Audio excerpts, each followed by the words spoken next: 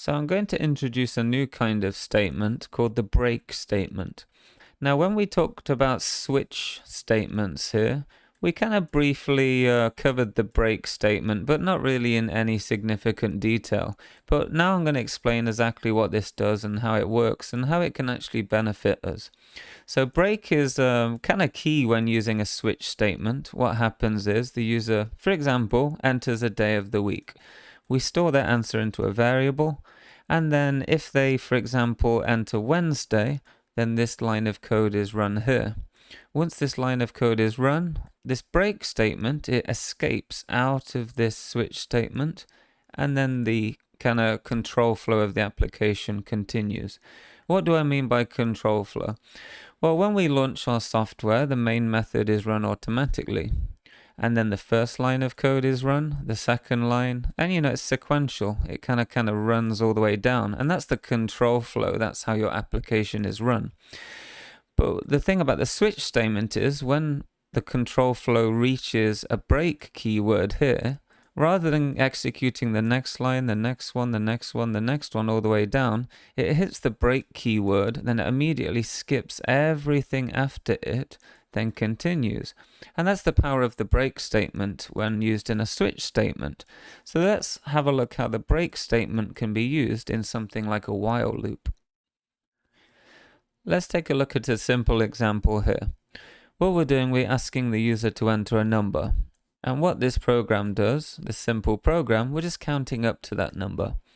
So if I run the program here and the user enters the number 8, we're just counting to the number 8. So very simple. And we're using a while loop to do this. We have a condition here. We're saying if our counter is less than or equal to the user's number, output the counter, then increment the counter by 1. And we're just looping that. So that is very simple how it works. Sometimes when creating a loop, like a while loop, for example, or even a for loop, you might not have a condition.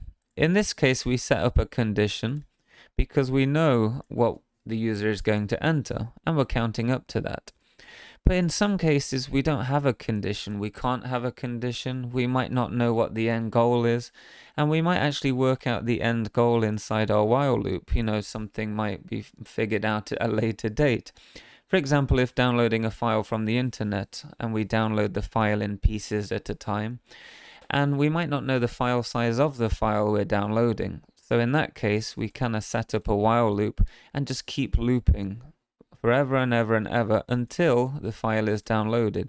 So in cases like that, we don't have a condition.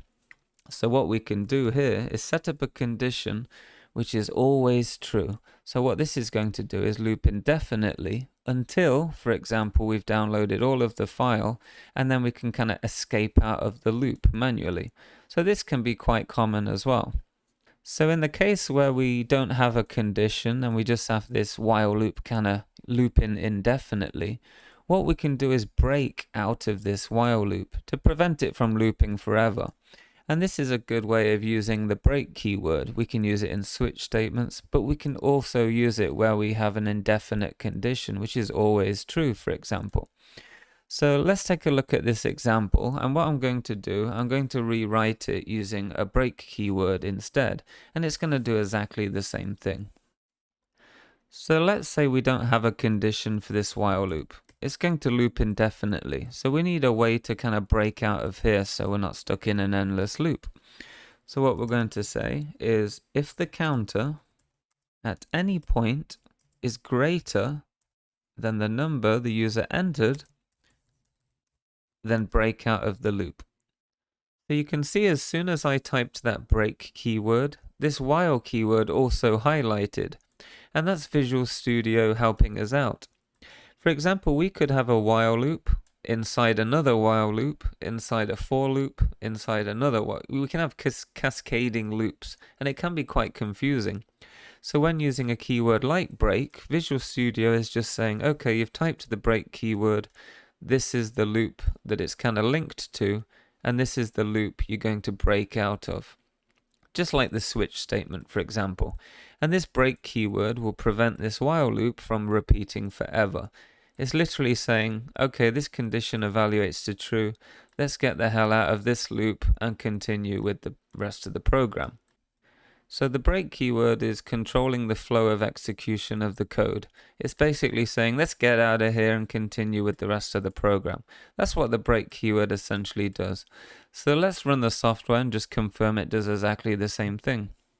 So let's enter the number 8, for example, and you can see it's counting to the number 8. So using the break keyword is another way of accomplishing the goal before, but it's commonly used, for example, when you don't really have a condition and you want to kind of escape out of a loop. So that's the power of the break statement in C#.